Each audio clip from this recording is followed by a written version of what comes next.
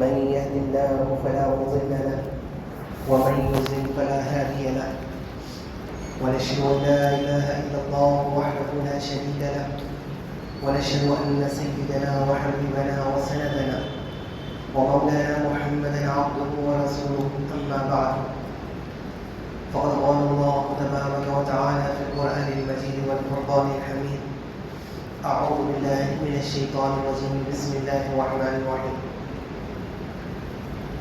وأذن في الناس بالحج يأتوك رجالا وعلى كل ضامر يأتين من كل فج عظيم. وقال النبي صلى الله عليه وسلم في حديثه من ملك زادا وراحلة تبلغه إلى بيت الله ولم يحج فلا عليه أن يموت يهوديا أو نصرانيا أو كما قال عليه الصلاة والسلام. صدق الله العظيم وصدق رسوله النبي الكريم ونحن على ذلك من الشاهدين والشاكرين والحمد لله رب العالمين.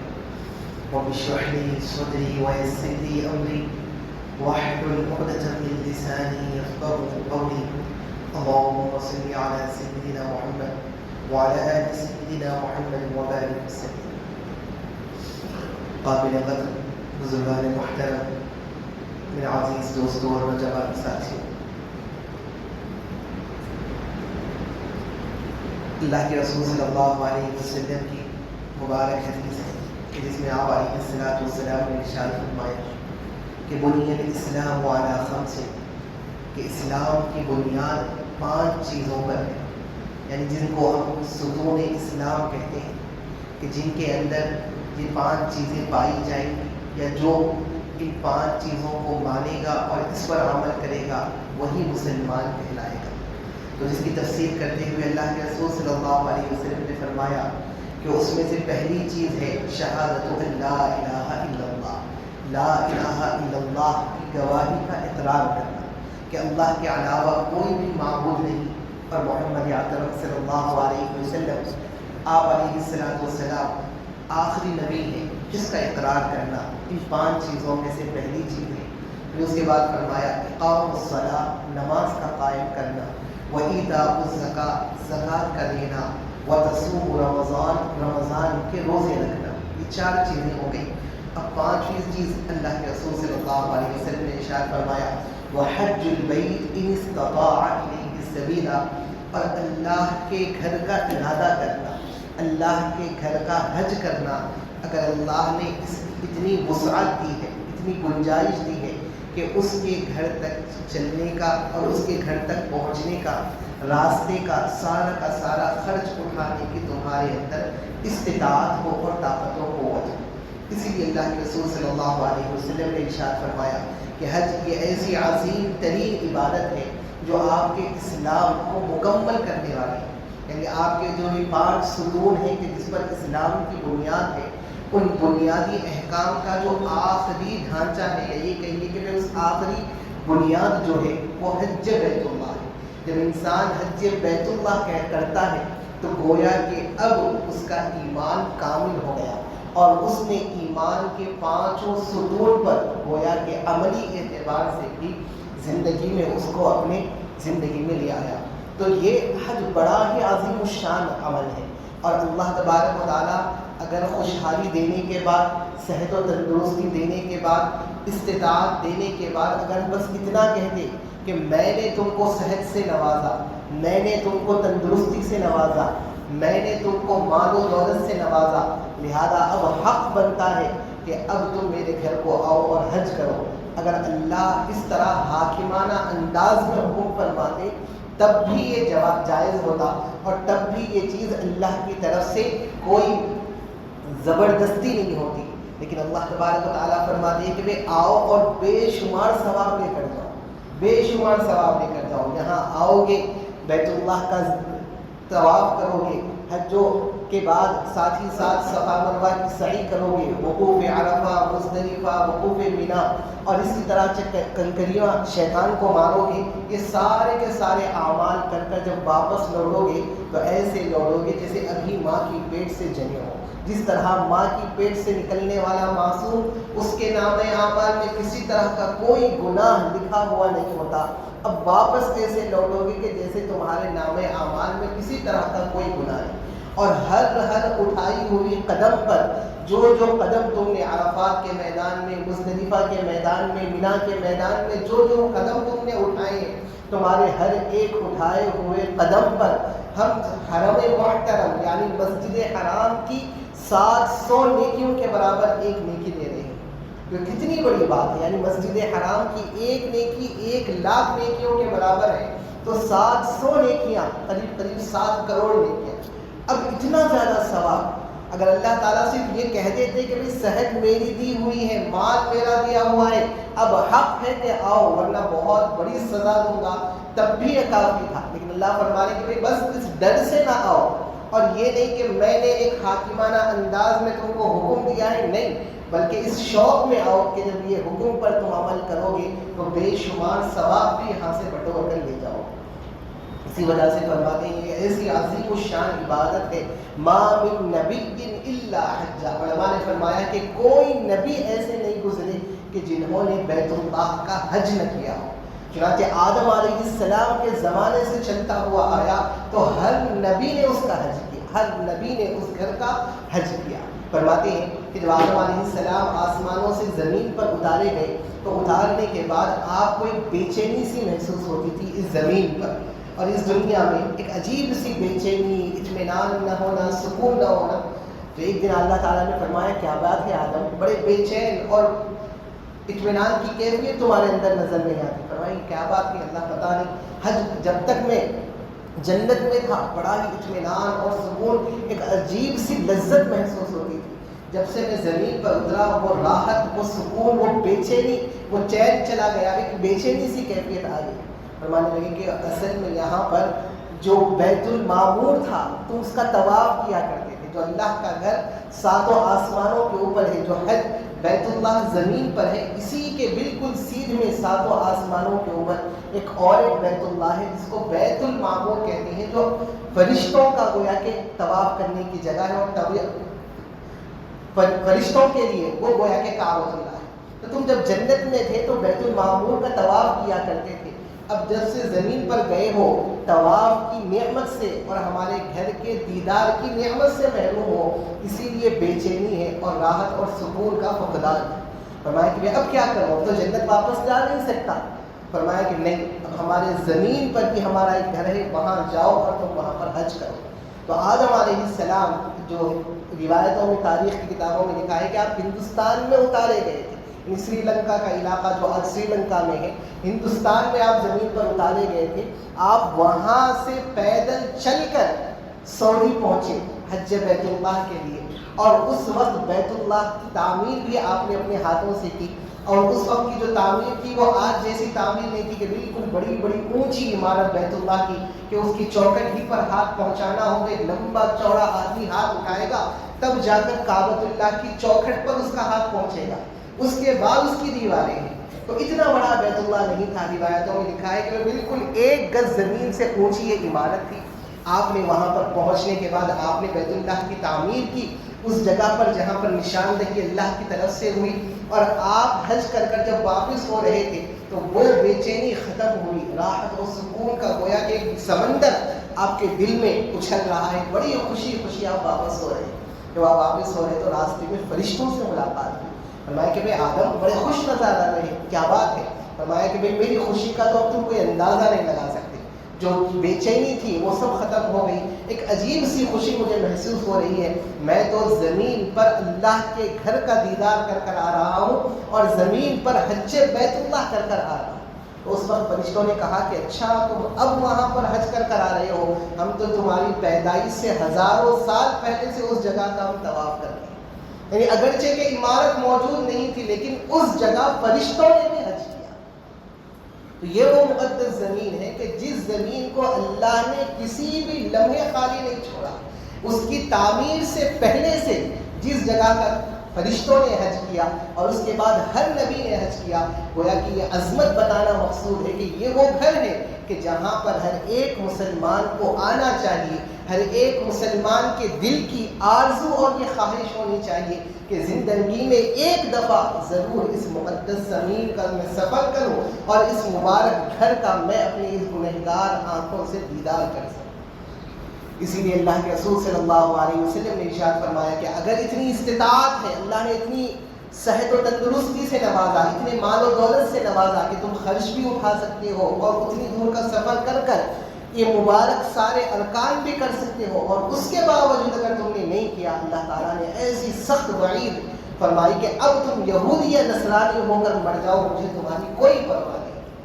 لہذا اگر کوئی بندہ یہ چاہتا ہے کہ خاتمہ بالخیر ہو، ایمان پر خاتمہ ہو، تو اس کو چاہیے کہ وہ حج بیت اللہ ضرور بھی ضرور کرے، اس لیے کہ جو شخص حج بیت اللہ کرے گا انشاءاللہ یقینی طور پر اللہ کی ذات سے یقین ہے کہ انشاءاللہ اس کا خاتمہ ایمان کی حالت پر ہوگا۔ انشاءاللہ کوئی بھی حاجی غیر ایمان پر نہیں مرے، اور ایمان پر مرنا یہ کتنی بڑی فضیلت ہے، کتنا بڑا عمل ہے کہ جس کے لیے نبیوں نے دعائیں کی کہ اللہ ہمارا ایمان پر خاتمہ فرمائے۔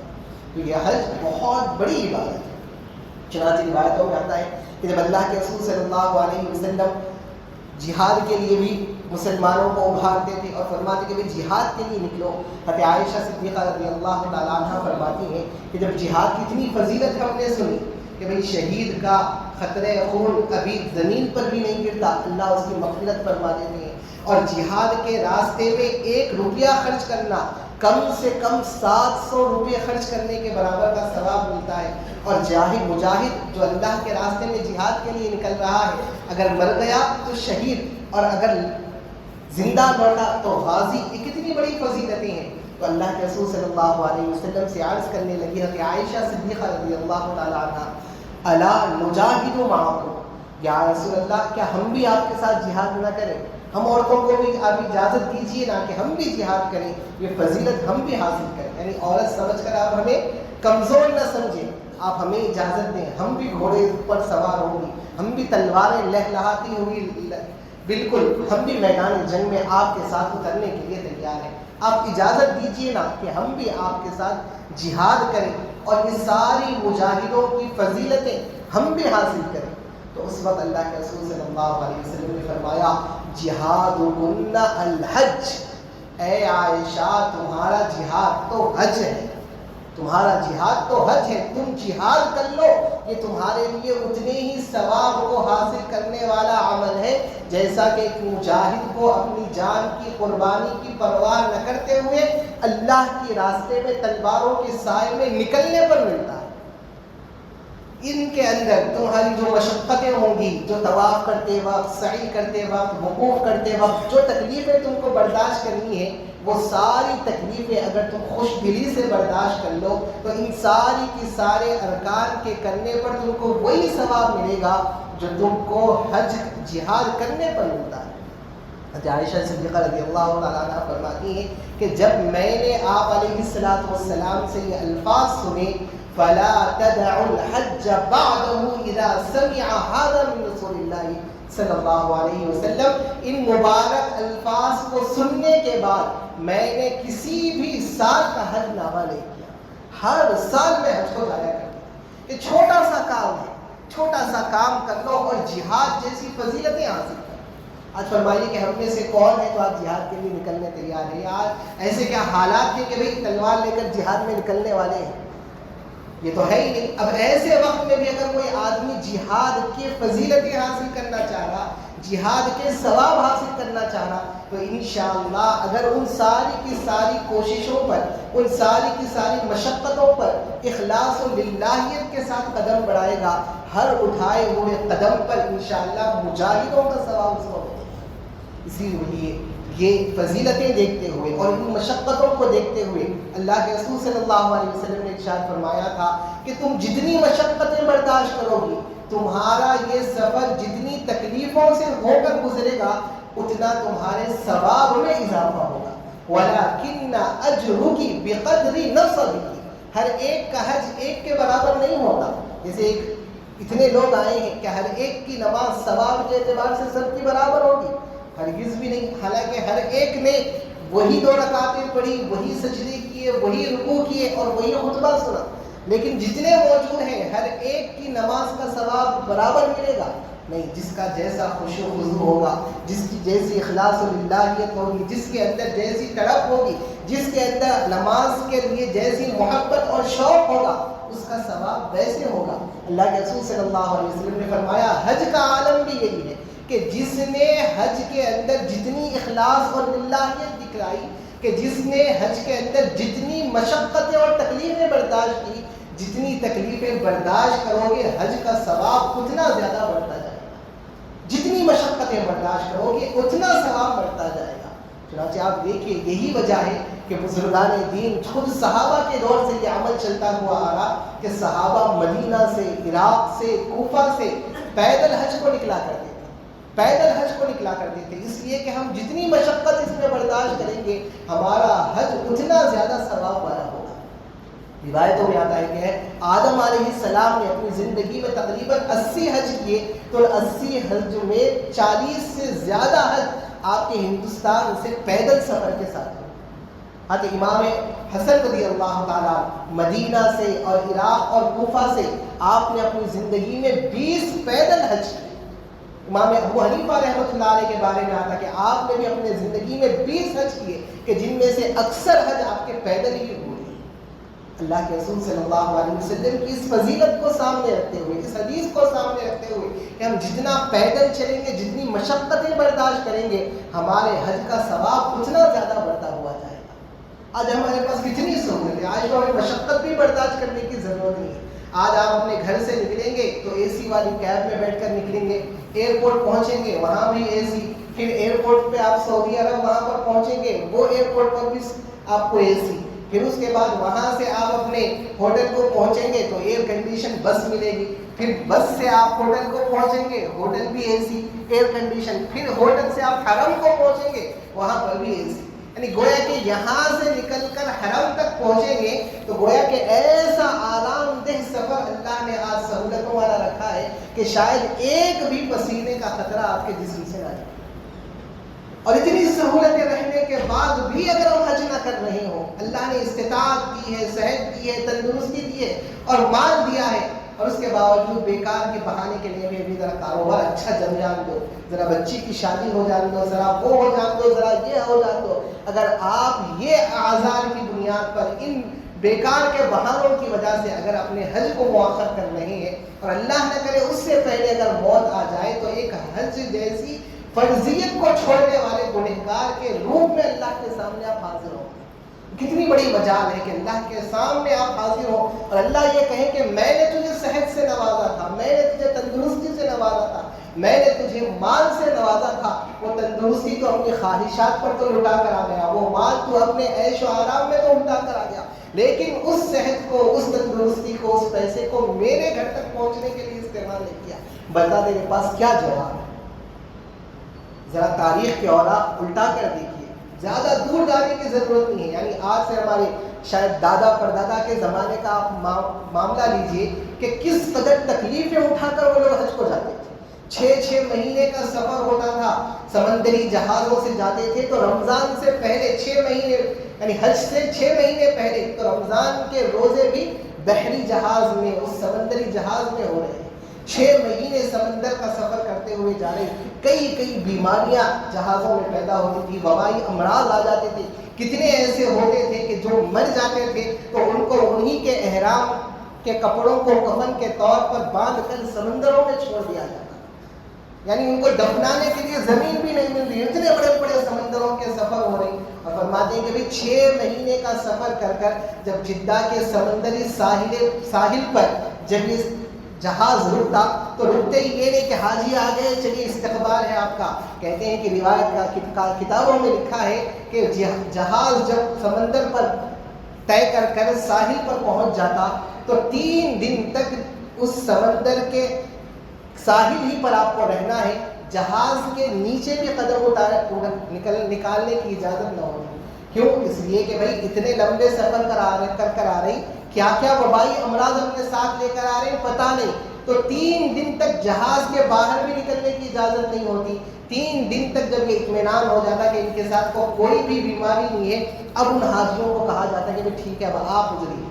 اب جدہ اتر گئے, کوئی ایئر کنڈیشن بس نہیں ہے جو آپ کو یہاں سے مکہ حرم تک لے جا رہی ہو, بلکہ اب یہاں پر گدھوں پر, خچروں پر, اونٹوں پر اپنا سامان لینا ہے اور اس کے بعد جدہ سے مکہ تک پہنچنا ہے. یہ 3 دن کا سفر ہوتا تھا اور یہاں سے لے کر جدہ سے لے کے مکہ تک درمیان میں کہیں پر بھی پانی کی سہولت نہیں تھی. تو کہتے تھے کہ بھئی یہی جدہ سے پانی لے لو جو آپ کو راستے میں وضو کے لیے بھی استعمال کرنا ہے اور راستے میں پینے کے لیے بھی استعمال کرنا ہے. تو 6 مہینے کا سفر کر کر پہنچے ہیں. 3 دن تک جہاز کے نیچے اترنے کا موقع نہیں مل رہا, اور اس کے بعد اترے ہیں تو یہاں سے لے کر مکہ تک پہنچنے کے لیے اپنا پانی, اپنا سامان سب, ہر ایک کے پاس اتنی استطاعت نہیں ہوتی تھی. گدھا کرائے پر لے, خچر کرائے پر لے, اونٹ کرائے پر لے. کئی اللہ کے بندے ایسے ہوتے تھے جو سامان اپنے کانوں پر اٹھا لیے اور اپنے ساتھ پانی لے لیے کہ راستے میں پانی کی ضرورت پڑے گی پینے کے لیے اور وضو کرنے کے لیے. تو ایسی مشقتوں کے ساتھ, ایسی تکلیفوں کے ساتھ بھی لوگوں نے حج کیا. حضرت ابراہیم بن ادہم رحمۃ اللہ علیہ اپنے وقت کے بہت بڑے ولی, یعنی جن کو اللہ تبارک و تعالیٰ نے ولایت کبریٰ کا وہ مقام عطا کیا کہ آج بھی بڑے ادب و احترام سے جن کا نام لیا جاتا ہے. لیکن آپ پیدائشی طور پر کوئی بڑے عالمانہ گھرانے یا ولیوں کے گھرانے میں آپ پیدا نہیں ہو, بلکہ آپ تو شہزادے تھے. اور ایسے شہزادے کے ایسا بھی نہیں کہ بھئی اتفاقاً آپ کو بادشاہت مل گئی ہو, بلکہ آپ کے دادا پردادا یعنی آپ کے نسلوں سے بادشاہت چلتی ہوئی آ رہی تھی. بلخ کے بہت بڑے شہزادے تھے. اور جب آپ تخت شاہی پر براجمان ہوئے بالکل بادشاہ کے طور پر, تو اس وقت کا حال آپ بتاتے ہیں کہ اللہ تعالیٰ کو آپ کی زندگی بدلنا تھا, تبدیلی. آپ کا ایک حج بتانا چاہ رہا ہوں میں کہ حضرت ابراہیم بن ادہم رحمۃ اللہ علیہ نے کیسا حج کیا. لیکن اس سے پہلے سنیے کہ ابراہیم بن ادہم رحمۃ اللہ علیہ وقت کے بادشاہ تھے, جنہوں نے اپنا بچپن, جنہوں نے اپنی جوانی شہزادوں کے طور پر گزاری. ایک دن شکار کرنے کے لیے جنگل میں نکلے, ہرن کے پیچھے ہوئے اور ہرن بھگا رہی ہے جنگلوں میں, اور اس کے بعد جب ایک موقع آیا اور آپ نشانہ لگا کر ہرن پر مار رہے تھے تو اس وقت ایک آواز آئی. کہتے ہیں کہ ہرن ہی کو اللہ نے وہ زبان دی. آپ اس ہرن نے آواز لگائی, علیک بالزاد الی یوم المعاد یا ابراہیم, اے ابراہیم کیا یہی کھیل کود شکار کھانے پینے کے لیے اس دنیا میں آیا, کیا آخرت کے لیے بھی کوئی توشہ اختیار کیا ہے یا نہیں کیا ہے. یہ آواز سننا تھا, آپ کی دل کی دنیا بدل گئی. آپ گھر تشریف لائے اور اس کے بعد بالکل نمازوں میں, روزوں میں, عبادتوں میں لگ گئے. اب دنیا سے بالکل کٹ گئے, لیکن ابھی بھی حقیقی اللہ کا پتہ نہیں تھا, حقیقی اللہ کا پتہ نہیں تھا. اسی بادشاہت کے سارے امور انجام دینے, ساتھ ہی ساتھ ایک خوف, ایک اللہ کی محبت دل میں پیدا ہو گئی. ایک اللہ کو تلاش کرنے کا اور اللہ کو حاصل کرنے کا ایک جذبہ, ایک شوق دلوں میں آ گیا. لیکن پتہ نہیں کہ وہ کیسے حاصل کیا جائے. کہتے ہیں کہ ایک رات آپ اپنے محل میں سو رہے ہیں اور اوپر آپ کے چھت پر آواز آ رہی, بالکل کوئی تیز تیز قدموں کے ساتھ چل رہا ہے, ایسی آواز آ رہی ہے. آپ اٹھیں اور اٹھ کر دیکھیں کہ ایک تو بادشاہ کا خوابگاہ محل, جس کو دور دور تک بھی آنے کی کسی کی اجازت نہیں ہوتی. کون ہے جو میری چھت تک آ گیا مجھے پتا نہیں چلا. اب آپ دیکھیں کہ کوئی بزرگ آدمی ہے جو ادھر ادھر چھت پر بھاگ رہا ہے. فرمایا کہ چچا سب خیریت تو ہے, یہاں تک پہنچ گئے, چھت پر کیا ڈھونڈ رہے ہو. کہنے لگے کہ بھائی میرا اونٹ گم ہو گیا, میں وہ اونٹ تلاش کرنے کے لیے آیا ہوں. آپ کہنے کہ چچا آپ بڑے نادان ہیں, اگر آپ کا اونٹ گما ہے تو آپ کسی جنگل میں جائیے, ریگستان میں جائیے, آپ کا اونٹ تو آپ کو وہاں ملے گا. آپ یہاں نادانی کر رہے ہیں اور آپ یہاں محل کی چھت پر آپ اپنے گمے ہوئے اونٹ کو ڈھونڈ رہے ہیں.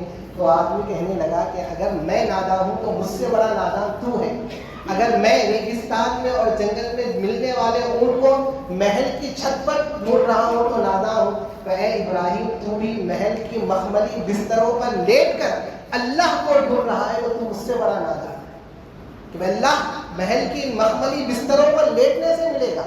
یہ سننا تھا. آپ نے اپنے وزیر کو بلایا, ساری کی ساری سلطنت اس کے حوالے کر دی اور اللہ کی راہ میں نکل گئے. اللہ کو تلاش کرتے ہوئے بڑے بڑے وقت کے اولیاء سے, علماء سے آپ نے علم حاصل کیا. حضرت فضیل بن عیاض رحمۃ اللہ علیہ, حضرت سفیان بن ثوری رحمۃ اللہ علیہ, اپنے وقت کے بڑے بڑے علم کے بادشاہوں سے آپ نے علم اور تقوی اور پرہیزگاری حاصل کی. اس کے بعد سنیے وہ مقام آپ کو ملا ولایت کا کہ آپ کی حکومت کے بڑے بڑے وزراء آپ کو تلاش کرتے کہ آؤ ابراہیم، یہاں پر آپ کی حکومت آپ کا انتظار کر رہی ہے، یہاں رعایا، یہاں سلطنت آپ کا انتظار کر رہی ہے. ایک دن ڈھونڈتے ڈھونڈتے پتا چلا کہ ابراہیم بن ادھم تو فلاں جگہ پر فلاں گاؤں میں ہے.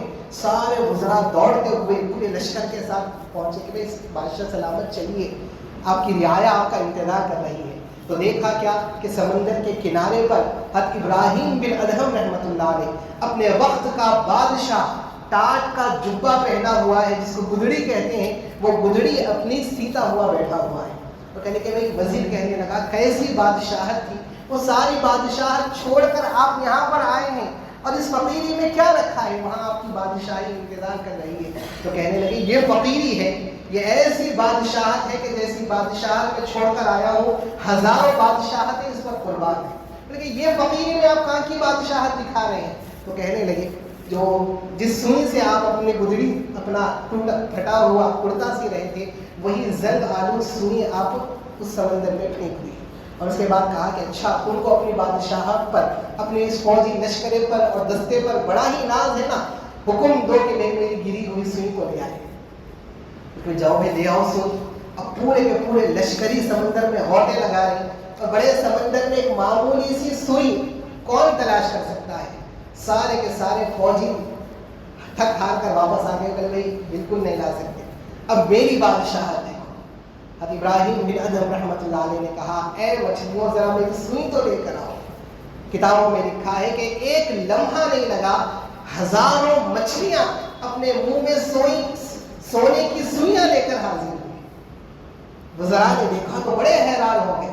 اور اس کے بعد ابراہیم بن ادھم رحمۃ اللہ علیہ کا جواب سنیے. ابراہیم بن ادھم رحمۃ اللہ علیہ کہنے لگے یہ سونے کو تو میں لاکھ مار کر آیا ہوں، مجھے تو میری وہ زنگ آلود سوئی چاہیے، یہ سونے کی سوئی مجھے نہیں چاہیے. پھر واپس وہ مچھلیاں گئی اور ایک مچھلی پھر وہی آپ کی زنگ آلود سوئی واپس لے کر آئی. لیکن یہ بادشاہت ہے، تمہارے چند لوگوں کے اوپر حکومت کرتے ہوئے تم اس کو بادشاہت سمجھ رہے. حقیقی بادشاہت تو یہ ہے جو اس فقیری میں اللہ نے مجھے عطا کی کہ ساری مخلوق میرے حکم کے تابع. یہ ابراہیم بن ادھم رحمۃ اللہ علیہ جنہوں نے بادشاہت کا تخت چھوڑا، کہ جنہوں نے در بدر کی اللہ کی محبت میں ٹھوکریں کھائی.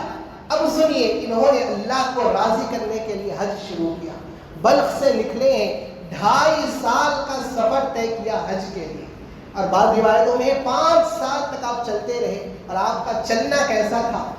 ایسا چلنا کہ تاریخ میں شاید ایسا حج نہ اس سے پہلے کسی نے کیا ہو، نہ آج تک کس نے کیا ہو، اور نہ شاید مرتے دم تک کوئی اللہ کا بندہ ایسا پیدا ہو کہ پھر ابراہیم بن ادھم رحمۃ اللہ علیہ جیسا جس نے حج کرنے کی جس کے اندر طاقت ہو. آپ بلخ سے نکلے، ایک قدم آپ بڑھاتے، ایک قدم جیسا آپ کا اٹھتا اور بٹتا، پھر آپ 2 رکعت سجدے شکر میں 2 رکعت نماز شکرانے کی پڑھتے، پھر اگلا قدم اٹھاتے، پھر اس کے بعد پھر 2 رکعت پڑھتے، پھر اگلا قدم اٹھاتے تو 2 رکعت نماز پڑھتے. اس طرح اپنے علاقے بلخ سے مکہ المکرمہ پہنچے ہیں. ہر ایک اٹھائے ہوئے قدم کے بعد 2 رکعت شکرانے کی پڑھتے جا رہے ہیں کہ اللہ نے مجھے آج اپنے گھر کی زیارت کے لیے قبول فرمایا، میں کتنا خوش نصیب ہوں. ہر اٹھائے ہوئے قدم پر شکرانے کی نماز پڑھتے ہوئے جا رہے ہیں. بلا آخر عرفات کے میدان میں آپ حاضر ہوئے. اس کے بعد اپنے دونوں ہاتھ اٹھا کر اللہ سے دعا کرنے لگے، اے اللہ ہزاروں لوگ فقیرانہ لباس پہنے ہوئے تیری بارگاہ میں حاضر ہوئے. یا اللہ چل وہ ہیں جو دور دراز اونٹنیوں کو اپنی بھگا بھگا کر آئے ہوں گے، بعض وہ ہوں گے جو گدھوں پر خچروں پر آئے ہوں گے، بعض وہ ہوں گے جو غریب و فقیر تھے لہذا پیدل حاضر ہوئے ہوں گے. اے اللہ ان سب میں تیرا ایک فقیر بندہ وہ بھی ہے جو اپنے سجدوں کے بل آیا ہے. اے اللہ میرے اس حج کو بھی آپ قبول فرما.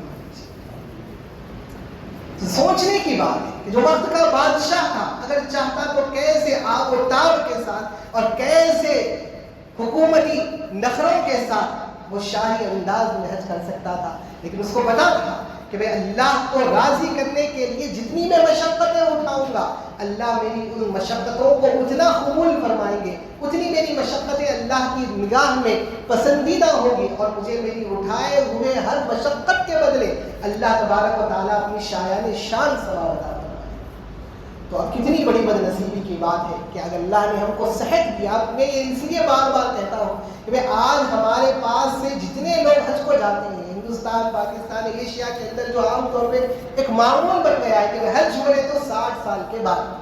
حج بولے تو ایسی حالت میں کہ جب آپ پوری کی پوری زندگی کما کے اپنے جسم کو اپنی دنیا کمانے پہ خرچ کر کے اب بالکل لاغر ہو گئے. اب ایک آدمی ویل چیئر پہ آپ کو لے جا رہا تھا اور سمجھ رہے کہ اب حج فرض ہو رہا، اب حج کرنے کی عمر ہے. یہ عمر ہے حج کرنے کی؟ ہرگز بھی نہیں. بلکہ حج تو اس وقت کیا جائے جب صحت مند ہو، تندرست ہو، جوان ہو، تاکہ اس جوانی کا بخوبی آپ فائدہ اٹھا سکیں. ورنہ کسی کے کمزور ہو جائیں کہ نہیں کوئی کام کر پا رہے، کوئی کام کر نہیں پا رہے، کوئی کام کو بولے جان دو یہ کہاں کرتے ہیں، قربانی دے دیں گے، دم دے دیں گے، یا کچھ صدقہ کر دیں گے، یہ کچھ ہو نہیں سکتا. آج دیکھیے آپ ایسے لوگ ہوتے ہیں جو معذوری کی وجہ سے کنکری نہیں مار سکتے، بولتے کہ میری کنکریاں آپ مار دو. معذوری کی وجہ سے پورا طواف نہیں کر سکتے، بولے بھائی کوئی دھکا لگا دو. ایسا حج کر کیا فائدہ جب یہی حج آپ جوانی کی عمر میں اللہ کی دی ہوئی صحت کو حاصل کرتے ہوئے اور اللہ کے دیے ہوئے مال کو جو بڑھاپے میں اللہ تعالیٰ مال دیا، وہی مال کہ اللہ تعالیٰ جوانی میں نہیں دیا. ہاں جس کو دیا ہے اللہ ضرور چاہے. اللہ کے رسول صلی اللہ علیہ وسلم نے فرمایا یاد رکھو کہ جو پیسہ حج کے لیے، عمرے کے لیے لگتا ہے، اللہ کی قسم وہ پیسہ لگنے کے بعد انسان فقیر نہیں ہوگا.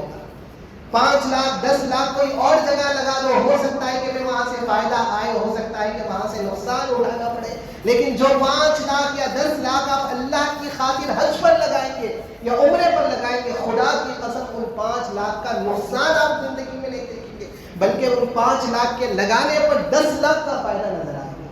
کہ اللہ کے رسول صلی اللہ علیہ وسلم کی سچی روایت ہے، تابعوا الحج والعمرہ، ایک کے بعد دیگر اپنی زندگی میں حج عمرے کرتے رہو، اس لیے کہ یہ حج اور عمرے تم سے تمہارے گناہوں کو بھی دھونے ہیں اور تمہارے فقر و فاقوں کو بھی دور کرتے ہیں. اللہ تعالیٰ ہم سب کو کہنے سننے سے زیادہ صحیح معنی میں سمجھنا اور اس پر عمل کرنے کی توفیق عطا فرمائے. آمین یا رب العالمین. وآخر دعوانا الحمد للہ رب العالمین.